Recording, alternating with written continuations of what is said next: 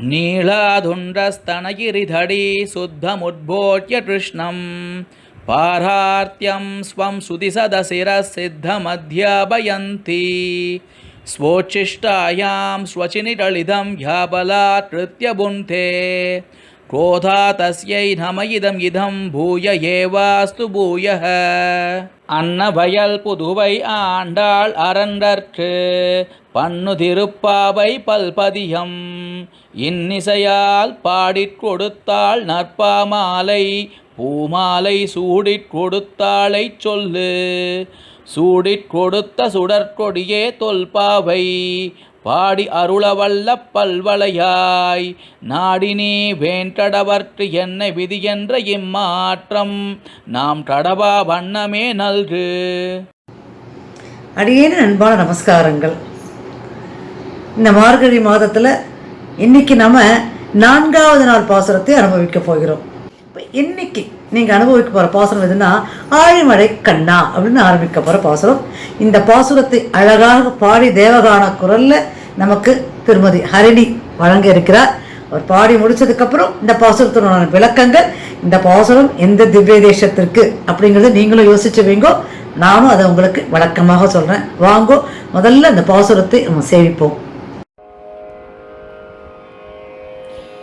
ஆழிமழை கண்ணா ஒன்று நீ கை கரவேல் ஆழியுள் புக்கு முகந்து கோடு ஆர்தேரி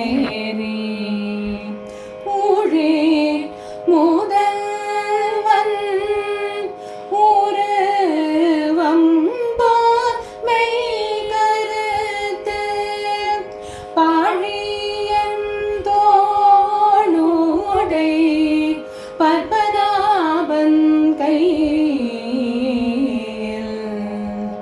ஆழி போல் நின்றே பலம் புரி போல் நின்றதிந்து தாழாதே சார்ந்தம் உதய சரமழை போல் வாழ உலகினில் பெய்திடார் நாங்களும் மார்கழி நீராட மகிழ்ந்தேலோரம் பாவாய். ஆழிமழை கண்ணா இப்படி சொல்லும்போது, இப்போது மற்ற 3 பாசுரங்கள் பார்த்தீங்கன்னா யாருக்கு விரதம் இருக்கணும், கண்ணனுக்கு விரதம் இருக்கணும்னு சொன்னால் எல்லா சிறுமிகளும் கூப்பிட்டு, அதாவது அவள் வயது ஒத்த சிறுமிகளை, ஏன்னா இவர் ஆயர்பாடியில் இருக்கிற ஒரு பெண்ணாகத்தானே இந்த பாசுரங்கள்லாம் கொடுக்குறா. அப்போ இந்த சிறுமிகள்லாம் கூப்பிட்டு வாங்கோ, நம்ம கண்ணனுக்காக பாசுரம் இருக்கலாம், நோன்பு இருக்கலாம், உங்களுக்கெல்லாம் என்னென்ன கோரிக்கை இருக்கோ எல்லாம் நீங்கள் இருங்கோ, எல்லாம் இந்த பெருமாளை வேண்டுங்கோ, அவன் கண்டிப்பாக கொடுப்பான், நாராயணன் நமக்கே பறை தருவான், இதெல்லாம் சொல்லி கூட்டிட்டு போறா. அதுக்கப்புறம் 2ஆம் நாள் பாசுரங்கள் என்ன சொல்றான், என்னெல்லாம் இது செய்யக்கூடாது, இதெல்லாம் செய்யக்கூடாது, இதெல்லாம் செய்யலாம், நிரந்தரமான சில விஷயங்கள் செய்யக்கூடாது, இந்த நோன்பு முடிகிற வரைக்கும் சில விஷயங்கள் செய்யக்கூடாது அப்படிங்கிறது 2ஆம் பாசுரங்களை ரொம்ப அழகாக எடுத்து சொன்னா இல்லையா. இப்போ 3ஆம் நாள் பாசுரம் ஓங்கி உலகளந்த உத்தமன் பேர் பாடின்னு சொல்லிட்டு, உங்களுக்கு தனிப்பட்ட கோரிக்கைகள் இருந்தாலும் பொதுவான கோரிக்கைகளுக்காக, பொதுவான விஷயங்களுக்காக, இந்த உலக நன்மைக்காக நம்ம முதல்ல விரதம் இருப்போம் அப்படின்னு ஆரம்பிச்சு வச்சா இல்லையா. இப்போ இந்த பாசுரத்தை ஆழிமழை கண்ணா அப்படின்னு சொல்லும்போது, மழைக்கு யார் தேவதையோ அந்த மழை தேவதை கடவுளை, மழை கடவுளை வேண்டி கொடுப்பதான ஒரு பாசுரம். அதுவும் வேண்டி அப்படிங்கிறது கூட கிடையாது, இது ஒரு கட்டளை போல. என்ன பண்ணுவேன் எது பண்ணுவேன் எனக்கு தெரியாது, கண்டிப்பாக எனக்கு மழை வேணும், மழை கொடுக்கணும். ஏன்னா வாதம் மும்மாறி பெய்யணும்னு போன பாசுரத்தில் சொல்லியாச்சு, இந்த பாசுரத்தில் நீ மழை கொடுக்கணும் அப்படின்னு அந்த கண்ணனுக்கு, அது கண்ணன் தான் அதுக்கு அதிபதி. ஆனால் அந்த கண்ணனுக்கு கீழே நிறைய பேர் இருப்பா இல்லையா, தேவர்கள்லாம் ஒர்க் பண்ணுறாளே, அப்போ வருட பகவான் கண்ணனை கீழே வருவார் தானே, அந்த வருட பகவானை நோக்கி இருக்கிறதுக்கு உண்டான பாசுரம் தான் இன்னைக்கு சொல்லக்கூடிய இந்த பாசுரம். சரி, என்ன சொல்றா, ஆழிமழை கண்ணா ஒன்றினி கைகரவேல் அப்படின்னு சொல்றா. மழை பொய்கின்ற கடவுள் இல்லையா, அவனை கூப்பிட்டு ஒன்றும் நீ கை கரவேல் அப்படிங்கிறா. அதாவது நீ வந்து கையில் அப்படியே மறைச்சி எதையோ வச்சுட்டு ஏதோ கொஞ்சோண்டு கொடுக்குறேன், ஏதோ நோன்பு இருக்கா இருந்த போறா அவள் கொடுக்கலாம் அப்படிலாம் கொடுக்கக்கூடாது. அப்படி கையில் ஒன்றுமே இருக்கக்கூடாது. உன் கையில் இருக்கிறத அப்படியே கொடுத்துடணும். அப்போது அப்படியே வெள்ள பிரவாகமாக மழை அப்படியே வரணும், அந்த மாதிரி நீ கொடுக்கணும் அப்படின்றா. ஒன்றுமே கை கரவேல், உன்கிட்ட எதுவும் இருக்கக்கூடாது அப்படிங்கிறா. அது இல்லாமல் இந்த கை கரவேல் அப்படின்னு சொல்கிறோம் பார்த்தீங்களா, இதுக்கு வந்து கருமையெல்லாம் இருக்காத, வள்ளலா இரு அப்படிங்கிற அர்த்தம். அது அப்படியே கையை இப்படி இப்படி தானம் கொடுக்கும்போது இப்படி கொடுக்கணுமே தவிர்த்து கொஞ்சம் அப்படி கொடுக்கறது, இப்படி கொடுக்கறது, நீங்கள் இப்படி கொடுக்கறது, அப்படி கொடுக்கக்கூடாது. இப்போது நம்ம மகாபாரதத்தில் கேள்விப்பட்டிருப்போம் இல்லையா, கர்ணன் வந்து கொடை வள்ளல். அவன் எப்படிப்பட்டவனாக இருந்தாலுமே அவன் கொடை வள்ளல். அப்போது அவன் தான் மிகப்பெரிய தர்மவான். இப்போது அர்ஜுனனுக்கும் கண்ணனுக்கும் ஒரு இடத்துல ஒரு சின்ன ஒரு பேச்சு நடந்தது.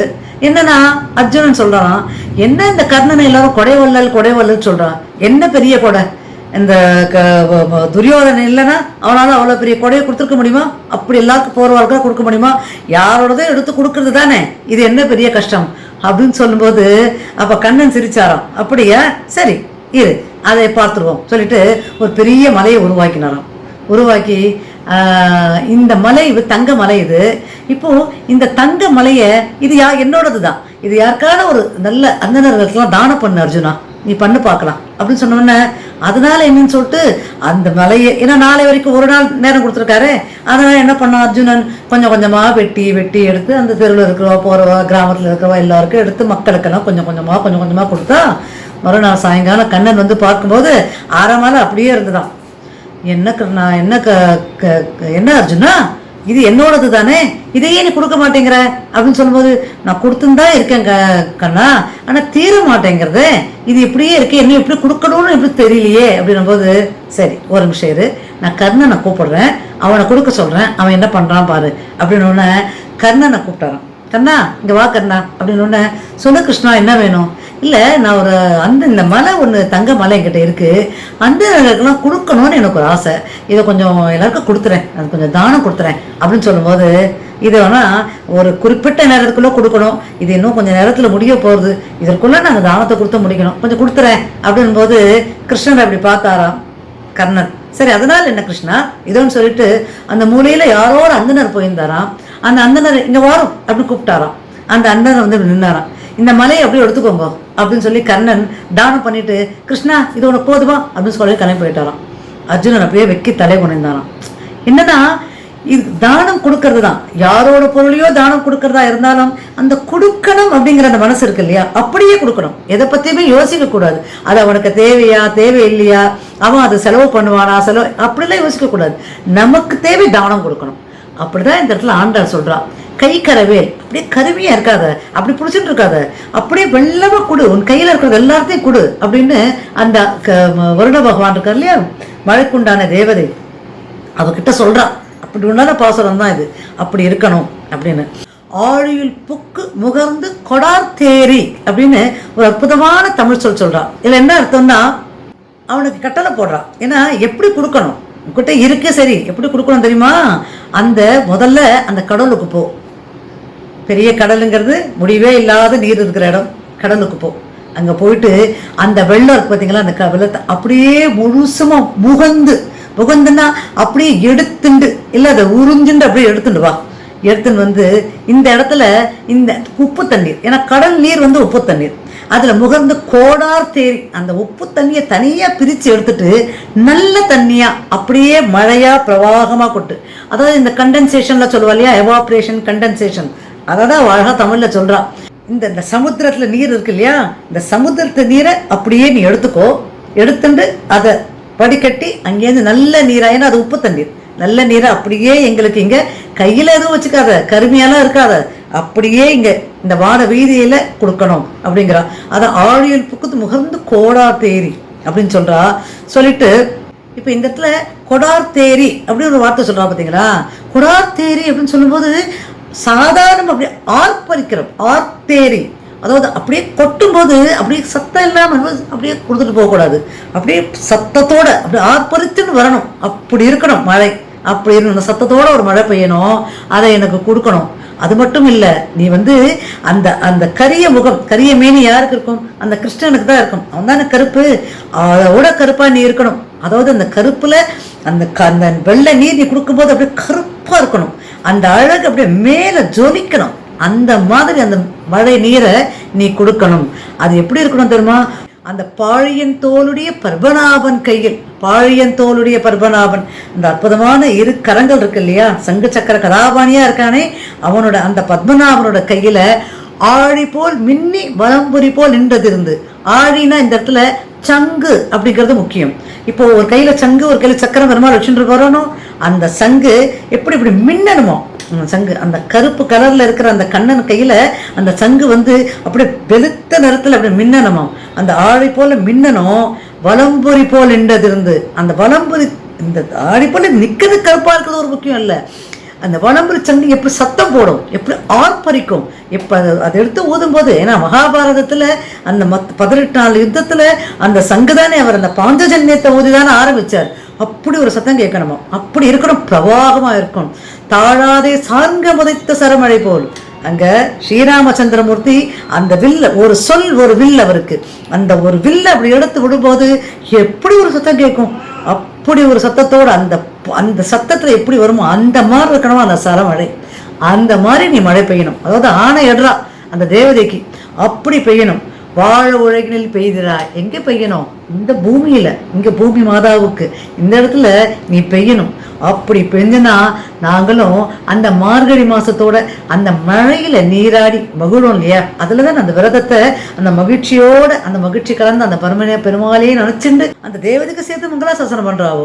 நீங்கள் இது எனக்கு இப்படி கொடு, நாங்க இந்த மாதிரி சந்தோஷமா மார்கழி மாசம் நீராடி மகிழ்ந்து அதுல நாங்க சந்தோஷப்படுவோமே, அதனால அது செய்யக்கூடாதா அப்படின்றதான அற்புதமான பாசுரம் தான் இன்னைக்கு இந்த ஆழிமழை கண்ணா ஒன்று நீ கைக்கிறவேல் அப்படிங்கிற பாசுரம்.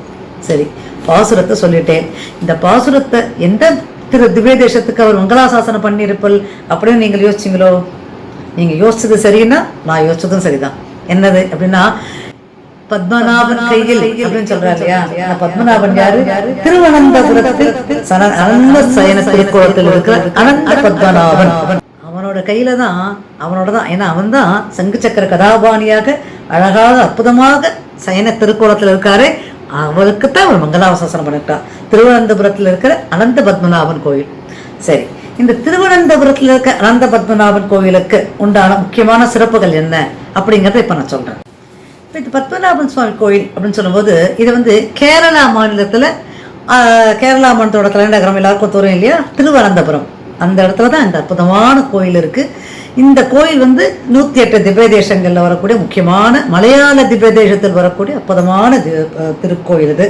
இதுல இந்த கேரளா பாணியில, அதாவது ஒரு முக்கியமா பாத்தீங்கன்னா இந்த 13 திவ்ய தேசம் தான் இந்த மலைநாட்டு திவ்ய தேசம் சொல்லுவா. அந்த மலைநாட்டு திவ்ய தேசத்துக்கு உண்டான அந்த சம்பிரதாயம், ஆராதனை இதெல்லாமே ரொம்ப வித்தியாசமா தான் இருக்கும். அந்த பாணியில இந்த திருவனந்தபுரத்துல இருக்கிற பத்மநாப சுவாமிக்கும் நித்திய ஆராதனைகள்லாம் பண்றா. இப்போ இந்த பத்மநாபன் சுவாமி கோயிலுக்கு பார்த்தீங்கன்னா ரொம்ப பெரிய, ரொம்ப அற்புதமான கோயில். அதில் பெருமாள் மிகப்பெரிய உருவம், அதாவது அனந்த சயன குளத்தில் இருப்பார். இப்போ அவர் ஏதோ ஒரே ஒரு வாசல் வழியாக அவர் பார்த்துட முடியாது, அவருக்கு 3 வாசல்கள் இருக்கும். இது 16ஆம் நூற்றாண்டில் பல கேரளாவில் இருக்கிற ஆண்ட சில மன்னர்களால் கட்டப்பட்ட ஒரு கோயில்.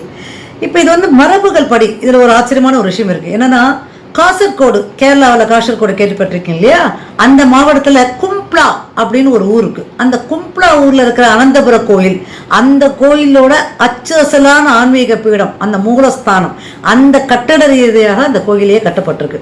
இப்போ இது பாத்தீங்கன்னா இந்த கோயில் எதை மாதிரி இருக்கும்னு பாத்தீங்கன்னா, தமிழ்நாட்டில் கன்னியாகுமரி இருக்கு இல்லையா, அதுல திருவட்டாறு அப்படிங்கிற ஒரு ஆச்சரியமான திவ்ய தேசம். அதில் ஆதிகேசவ பெருமாள் அவருடைய திரு அவதாரம் மாதிரியே தான் இந்த திவ்ய தேசமும் இருக்கும். அப்பேற்பட்ட ஆச்சரியமான திவ்ய தேசம் தான் திருவனந்தபுரம். இப்போ ஆதிசேஷன் நித்திய கைங்கரிக்காரர் இல்லையா, அதனால அவரோட திருக்கோலத்தோட இவர் அனந்த சயனத்துல காட்சி கொடுக்கக்கூடிய பெருமாள். இப்போ இது முக்கியமா பாத்தீங்கன்னா திருவிதாங்கூர் அப்படின்னு எல்லாருக்குமே ரொம்ப பிரசித்தி. அங்க கேரளாவில் அந்த அரச குடும்பத்துக்கு இவர் தான் குலதெய்வம். திருவிதாங்கூர் மகாராஜா தான் இந்த கோயிலை கட்டி காத்து காப்பாத்தி கொடுத்தவா. அப்பேற்பட்ட ஆச்சரியமான திவ்ய தேசம் தான் நாம இன்னைக்கு கொண்டாடிட்டு இருக்க திருவனந்தபுரம். இப்போ இந்த கர்ப்பகிரகத்தில் பார்த்தீங்கன்னா ஆதிசேஷமில் இருக்கார் சொன்னேன் இல்லையா, இது இவரோட கை சிவலிங்கத்தின் மேல இருக்க மாதிரி இருக்கும். சிவலிங்கத்து மேல ஒரு கை வச்சிருக்கிற மாதிரி ஒரு நமக்கு அந்த அற்புதமான சேவை கொடுத்துருப்பார் இங்க இருக்கிற பெருமாள். இந்த பெருமாளை ஒரே கல்ல செதுக்கிருக்கா இல்லையா, அதனால இந்த இடத்துக்கு ஒட்டக்கல் மண்டபம் அப்படின்னு சொல்லுவா. இந்த விமானத்தை, அதாவது இந்த சுவாமியோட விமானத்தை இப்போ இந்த இடத்துல இந்த பெருமாள் தரிசனம் பண்ணணும்னா 3 கதவுகள் வழியாக தான் நம்ம தரிசனம் பண்ண முடியும். ஏன்னா பெருமாளோட மிக பிரம்மாண்டமான சில உருவம் இல்லையா, திருவுருவம் இல்லையா அது. ஆனால் அந்த திருவுருவத்தை 3 கதவுகள் வழியாக நம்ம 3 வழியாக போய் அவரை தரிசிச்சுட்டு வரலாம். அதுக்கு தான் அவள் அதுக்கு என்னென்ன வசதி தான் வச்சுருப்பா. இப்போ பெருமாளை அற்புதமாக செவிச்சுட்டு வரலாம். அப்பேற்பட்ட ஆச்சரியமான பெருமாளுக்குத்தான் இந்த ஆண்டாள் மங்களாசாசனம் செய்திருப்பல் அப்படிங்கிறதுல எந்த விதமான சந்தேகமும் கிடையாது. உங்களுக்கு வேற ஏதான திவ்யதேசம் தெரியும், கரெக்டாக இருக்கும், சரியாக இருக்கும்னு தோணித்துன்னா எல்லாரும் கமெண்ட் பாக்ஸில் பண்ணுங்க. திரும்பவும் நாளைக்கு காலையில் மாயனை மண்ணும் வடமதுரை மைந்தனை அப்படிங்கிற அந்த அற்புதமான பாசத்திற்கு 6 மணிக்கு விளக்கங்களை அனுபவிக்கலாம், திவ்ய தேசத்தோட பெருமைகளையும் சேர்த்து. அதுவரை எல்லாருக்கும் பல்லாண்டு பாடி கவிதாக்கிர சிம்மாய கல்யாண குணசாலினி ஸ்ரீமதே வெங்கடேஷாய வேதாந்த குரவே நமஹ.